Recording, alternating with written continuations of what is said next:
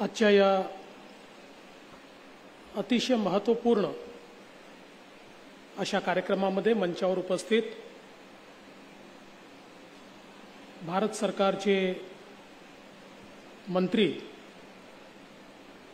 आणि माझे मोठे भाऊ श्री धर्मेंद्र प्रधानजी, विधानसभेचे अध्यक्ष श्री राहुल नार्वेकरजी, उच्च व तंत्र शिक्षण मंत्री चंद्रकांत दादा पाटील, शालेय शिक्षण मंत्री श्री दीपक केसरकरजी, प्रधान सचिव श्री विकास रस्तोगी, संचालक कला संचालनालय श्री राजीव मिश्रा, या ठिकाणी जिजीभाऊ यांच्या परिवारातले त्यांचे 6वे वंशज आणि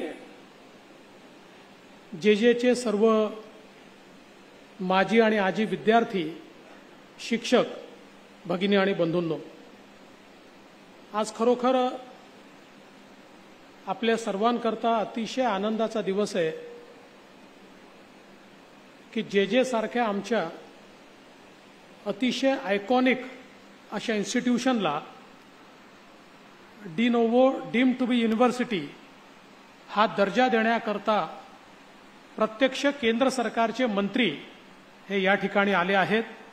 आणि म्हणून मी भारत सरकारचं, विशेषतः ज्यांच्या नेतृत्वात आम्ही सगळे काम करतो ते देशाचे प्रधानमंत्री माननीय नरेंद्र मोदीजी आणि मानव संसाधन विकास आणि कौशल्य विकास, शिक्षण ही सगळी खाती बघणारे आमचे मंत्री धर्मेंद्र प्रधानजी यांचे देखील अतिशय मनापासून आभार मानतो.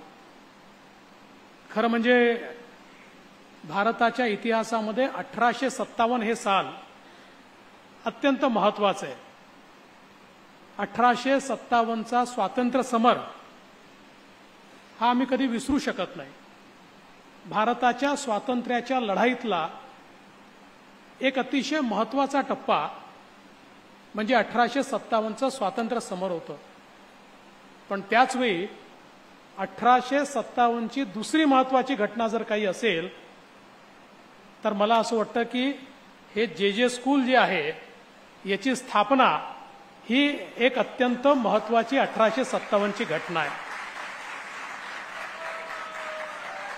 गेल्या 150 पेक्षा जास्त वर्षांमध्ये देशाला कला असेल, आर्ट, अप्लाइड आर्ट, आर्किटेक्चर या सगळ्या विषयांमध्ये अतिशय चांगला ह्युमन रिसोर्स हा जर कोणी दिला असेल तर तो जे स्कूल ऑफ आर्ट्सने या ठिकाणी दिला. आणि भारताचं जे कलात्मक रूप आपण बघतोय त्याच्यामध्ये या संस्थेच्या विद्यार्थ्यांचा प्रचंड मोठा वाटा आहे, हे देखील या ठिकाणी रिकग्नाइज केलं पाहिजे. आज आपण मुंबई बघतोय आणि मुंबईमध्ये अगदी कंटेम्पररी ब्रिटिश आर्किटेक्चर पासून तर आजच्या आर्किटेक्चर पर्यंत मुंबईचं जे सौंदर्य आहे या सौंदर्यामध्ये देखील जे स्कूलचा अतिशय मोठा वाटा राहिला आहे. मग ते व्हीटीचं स्टेशन असो, तेव्हाचं राजाबाई टॉवर असो, किंवा दक्षिण मुंबईतली अत्यंत आयकॉनिक अशा प्रकारची हेरिटेज स्ट्रक्चर्स असो, या सगळ्यांमध्ये कुठेतरी एक महत्त्वाचा वाटा हा आपल्याला जे स्कूलचा पाहायला मिळतो, हे देखील या ठिकाणी नमूद केलं पाहिजे. आणि म्हणूनच मला असं वाटतं की हा जो काही एक मोठा इतिहास आहे या इतिहासाला एक कालानुरूप नवीन स्वरूप देणं हे देखील गरजेचं होतं. आणि म्हणूनच ज्यावेळेस मी मुख्यमंत्री होतो त्यावेळेस हा विषय समोर आला की शेवटी एखादी संस्था जर मोठी करायची असेल तर ती बंधनात ठेवून मोठी करता येत नाही. तसे आपण असं म्हणतो की आर्ट हे फ्री सोसायटीचं प्रतीक आहे. आणि मग फ्री सोसायटीमध्ये आर्ट इन्स्टिट्यूशन किंवा आर्किटेक्चरची इन्स्टिट्यूशन ही आपल्याला बंदिस्त कशी ठेवता येईल आणि म्हणूनच मला अतिशय आनंद आहे की भारत सरकारने आपल्या शिक्षा नीतीमध्ये बदल करायला सुरुवात केल्यानंतर आम्ही हा निर्णय केला की जे स्कूलला देखील या ठिकाणी एका स्वायत्त संस्थेचा दर्जा, डीम्ड टू बी युनिव्हर्सिटीचा दर्जा दिला पाहिजे आणि कुठल्याही बंधनातनं मुक्त करून आपला स्वतःचा विचार, आपला स्वतःचा प्रचार आणि आपला स्वतःचा प्रसार करण्याची संधी ही जे स्कूलला दिली पाहिजे. आणि म्हणून आम्ही तशा प्रकारचा प्रस्ताव हा केंद्र सरकारकडे पाठवला आणि केंद्र सरकारने तो मंजूर केला. ही देखील मला असं वाटतं की अतिशय महत्त्वाची गोष्ट आहे. शेवटी आपण जेव्हा आर्टचा विचार करतो तर आर्ट म्हणजे नेमकं काय आहे? It is creative manifestation of deep emotions. आमच्या ज्या भावना असतात या भावनांची ती एक क्रिएटिव्ह अभिव्यक्ती आहे, कलात्मक अभिव्यक्ती आहे. आणि ही अभिव्यक्ती ही समाजामध्ये सकारात्मकता तयार करते. हा एक संस्कार आहे आणि मनुष्याला मनुष्यत्व हे संस्कारांनी प्राप्त होतं. ज्या मानवतेचा विचार आपण करतो ती मानवता म्हणजे काय हे कलेच्या आविष्कारातून आपल्याला पाहायला मिळतं. सकारात्मकता काय आहे, पॉझिटिव्हिटी काय आहे हे कलेच्या आविष्कारातून आपल्याला पाहायला मिळतं. आणि व्यक्ती ज्यावेळेस विकसित होतो त्यावेळेस त्याच्या जाणीवा कशा विकसित होतात, त्या जाणीवा कशा विस्तारित होतात हे समजून घ्यायचं असेल तर त्या समाजाची कलात्मक अभिव्यक्ती काय आहे याच्या आधारावर त्या जाणीवांचा प्रचार प्रसार कसा झालाय, विस्तार कसा झालाय हे आपल्याला लक्षात येत असतं. आणि म्हणूनच मला असं वाटतं की आपण अगदी हरप्पन कालापासनं ज्या ज्या समाजांचं विकसित स्वरूप बघितलेलं आहे ते विकसित स्वरूप डिफाईन करताना तिथे कला काय होती, आर्ट काय होतं, आर्टिफॅक्ट्स काय होते, तिथली वास्तुशिल्पी काय करत होते याच्या आधारावर ते ठरलं जातं की हा समाज किती पुढारलेला होता, हा समाज कशा प्रकारे त्या ठिकाणी वावरत होता. त्यामुळे आपल्या जीवनामध्ये याचं महत्त्व हे अनन्यसाधारण आहे. आणि म्हणूनच अशा प्रकारच्या ज्या संस्था या मानवी जीवनामध्ये एक सकारात्मक बदल घडवू शकतात, एक नवीन प्रचार प्रसार करू शकतात, अशा संस्था आपल्याला अधिक चांगल्या कशा करता येतील, अधिक मोठ्या कशा करता येतील. मी चंद्रकांत दादा पाटील यांचं खरोखर अभिनंदन करेल की त्यांनी हा विचार केला की ही एवढी जुनी संस्था आहे, या संस्थेला त्या ठिकाणी निधी देऊन त्यातनं हेरिटेज स्ट्रक्चर्सचं कन्झर्वेशन झालं पाहिजे, नवीन स्ट्रक्चर्स देखील तयार झाले पाहिजेत, विद्यार्थ्यांच्या सोयी देखील झाल्या पाहिजेत. आणि या सगळ्या गोष्टी चंद्रकांत दादांनी त्याच्याकडे लक्ष दिलं, त्याबद्दल त्यांचं देखील मी अतिशय मनापासून या ठिकाणी अभिनंदन करतो.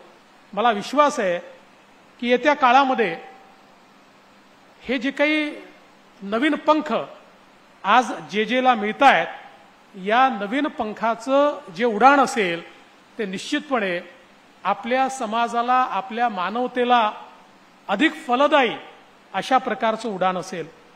अलीकडच्या काळामध्ये लोक असं म्हणतात की आर्टिफिशियल इंटेलिजन्स आलाय आणि आर्टिफिशियल इंटेलिजन्स नंतर मानवी इंटेलिजन्स जो आहे, मनुष्याचे जे गुण आहेत, ज्या कला आहेत, ज्या अभिव्यक्ती आहेत, याची कॉम्पिटिशन आर्टिफिशियल इंटेलिजन्सची होईल का? त्या टिकतील का? त्या आर्टिफिशियल इंटेलिजन्स समोर टिकाव धरू शकतील का? पण मला विश्वास आहे, कारण शेवटी आर्टिफिशियल इंटेलिजन्स तयार करणाराही मनुष्यच आहे आणि आर्टिफिशियल इंटेलिजन्स आणि विशेषतः मशीन लर्निंग हे मानवाच्या कॉम्बिनेशनमधनं त्या ठिकाणी ज्या प्रकारच्या गोष्टी तयार होतात त्यातनंच ते आपण तयार करत असतो. त्यामुळे हे जे अल्गोरिदम आहे हे काही आकाशातनं टपकलेलं अल्गोरिदम नसतं, तर हे आमच्या अभिव्यक्तीतनं तयार झालेलं अल्गोरिदम असतं. त्यामुळे मला असं वाटतं की कुठल्याही परिस्थितीत मनुष्याच्या अभिव्यक्तीला आर्टिफिशियल इंटेलिजन्स कधीच पराजित करू शकत नाही. मनुष्याची अभिव्यक्ती आणि त्याच्यातले गुण हे त्याच्यापेक्षा कधीही मोठेच असणार आहे. शेवटी तंत्रज्ञान एक टूल आहे. It is a tool. It is like a horse, you can ride on it. त्यामुळे कुठलंही तंत्रज्ञान आलं तरी ते स्वीकारलं पाहिजे आणि एखाद्या घोड्याप्रमाणे त्याच्यावर मान ठोकून आणि आपला जो काही प्रवास आहे तो अधिक वेगानं आणि अधिक ताकदीनं केला पाहिजे. त्यामुळे मला विश्वास आहे की कलेच्या जगतामध्ये आणि विशेषतः आर्किटेक्चरच्या जगतामध्ये नवनवीन गोष्टी या ठिकाणी घडतील. आणि आज सगळ्यात महत्त्वाचं जर काही असेल तर द एलिमेंट ऑफ सस्टेनेबिलिटी. आज आम्हाला सगळ्यांना सस्टेनेबिलिटीवर वर्क करायचं आहे आणि या सस्टेनेबिलिटीमध्ये सर्वात मोठं कॉन्ट्रीब्युशन हे आमचे आर्किटेक्ट्स देऊ शकतात. हे आमचे कलात्मक विचार असणारे आमचे विचारक देऊ शकतात. आणि मला असं वाटतं की येत्या काळामध्ये आमच्या समाजाकरता वेगवेगळ्या प्रकारचे सस्टेनेबल सोल्युशन्स हे देखील या जे इन्स्टिट्यूटमधनं या ठिकाणी निश्चितपणे येतील. आणि हा जो काही 150 वर्षापेक्षा जास्त इतिहास आहे, ज्या इतिहासाने असे अनेक लोक दिले आहेत की मला असं वाटतं त्यांची यादी जर आपण या ठिकाणी वाचणं सुरू केलं तर कदाचित 2-3 तास ती यादी संपणार नाही. या जेची प्रत्येक भिंत भरून जाईल, पण इथल्या यशस्वी विद्यार्थ्यांची नावं संपणार नाहीत. हे जे काही जेचं कॉन्ट्रीब्युशन आहे, मला असं वाटतं की त्याकरता सगळ्या आजी माजी विद्यार्थ्यांचं, सगळ्या आजी माजी निदेशकांचं, शिक्षकांचं, ज्यांनी ज्यांनी कॉन्ट्रीब्यूट केलं, अगदी इथला स्टाफचा व्यक्ती जरी असेल तरी त्या सगळ्यांचं मी मनापासून अभिनंदन करतो. आणि या चांगल्या कार्यक्रमामध्ये मला निमंत्रित केलं त्याबद्दल आपले आभार मानून माझे 2 शब्द संपवतो. धन्यवाद. जय हिंद, जय महाराष्ट्र.